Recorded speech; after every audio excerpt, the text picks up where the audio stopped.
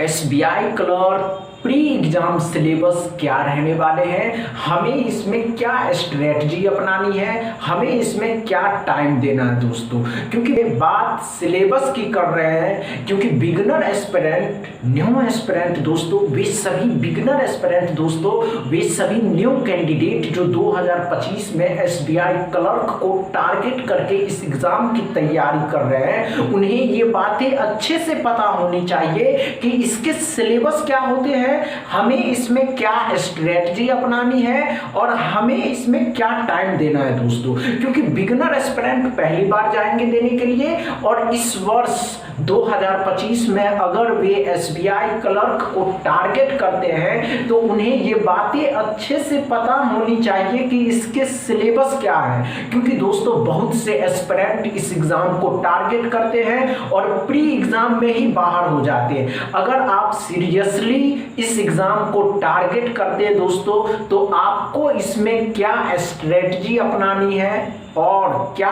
Time देना है दोस्तों। तो दोस्तों हम सभी बातें करेंगे, सभी चर्चाएं करेंगे। जब तक आप इस वीडियो को शेयर करिए, लाइक करिए, चैनल को सब्सक्राइब कर लीजिए और हमारे साथ बने रहिए। आज के इस क्लास में जो आप उपस्थित हुए दोस्तों, ये बात जानने के लिए, ये समझने के लिए दोस्तों कि एसबीआई क्लर्क 2025 दोस्तों इसके प्री एग्जाम सिलेबस क्या रहने वाले हैं। क्योंकि बिगनर तो बिगनर है ना दोस्तों, न्यू एस्पिरेंट जो होते हैं दोस्तों, न्यू एस्पिरेंट जो होते हैं उन्हें तो पता होनी चाहिए ना, उन्हें क्या टाइम देना है। ये बातें पहले, उससे पहले ये बातें पता होनी चाहिए कि इसके प्री एग्जाम सिलेबस जो होते हैं क्वांट दोस्तों ध्यान से देखिएगा, उससे पहले प्री एग्जाम जो सिलेबस होते हैं दोस्तों, ये प्री एग्जाम सिलेबस में 3 सेक्शन होते हैं, क्वांट, रीजनिंग, इंग्लिश। इन तीनों सेक्शन के जो अलग अलग क्वेश्चन होते हैं, 35 क्वेश्चन क्वांट के आएंगे। लेकिन इस क्वांट में भी आपको दोस्तों डीआई, अर्थमेटिक एंड दोस्तों speed math and Q1 Q2 आने की संभावना होती है।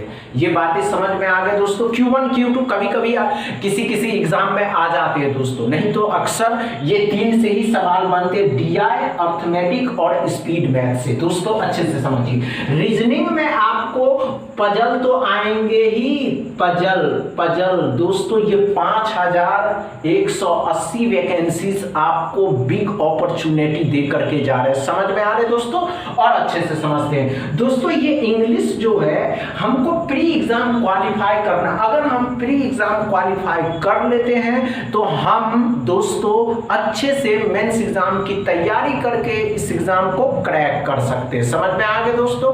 तो चलिए बात करते हैं दोस्तों, आप अगर इस एग्जाम को टारगेट कर रहे हैं तो आपके पास है 24 घंटा, 24 आवर, दिन रात मिला करके। लेकिन आपको अगर इस एग्जाम को क्रैक करने हैं तो इसमें 8 आवर तो इसमें देने होंगे एग्जाम्स के लिए दोस्तों, प्री एग्जाम क्वालिफाई करने हैं। और दूसरी बात ध्यान से देखिएगा दोस्तों, प्री एग्जाम क्वालिफाई करने हैं आपको तो 8 आवर यहाँ देने होंगे।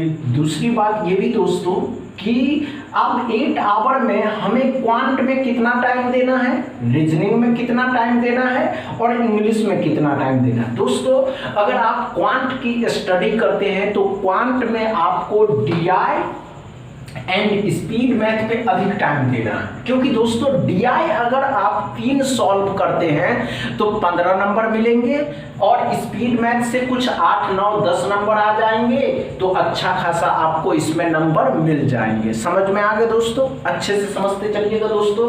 उसके बाद आपको टाइम मिलेंगे तो अर्थमेटिक, अगर आपसे Q1 Q2 सॉल्व हो रहे हैं तो Q1 Q2 को सॉल्व करिएगा। समझ में आ गए। चलिए आगे चलते हैं दोस्तों, ये रीजनिंग की बात करते हैं।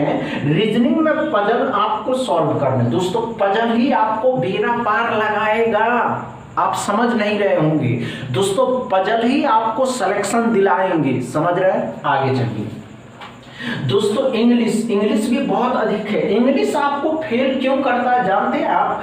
इंग्लिश आप जितनी अच्छे से स्टडी करिएगा इंग्लिश को, नहीं दोस्तों, आप जितने अच्छे से इंग्लिश के बुक को रीड करिएगा और उसमें जो वर्ड्स होते हैं उस वर्ड्स को अच्छे से समझ जाते हैं, उसका मतलब समझ जाते हैं, उसके हिंदी मीनिंग आपको आते हैं, तो ये आसानी से आप इसको निकाल सकते हैं। समझ में आ गया दोस्तों?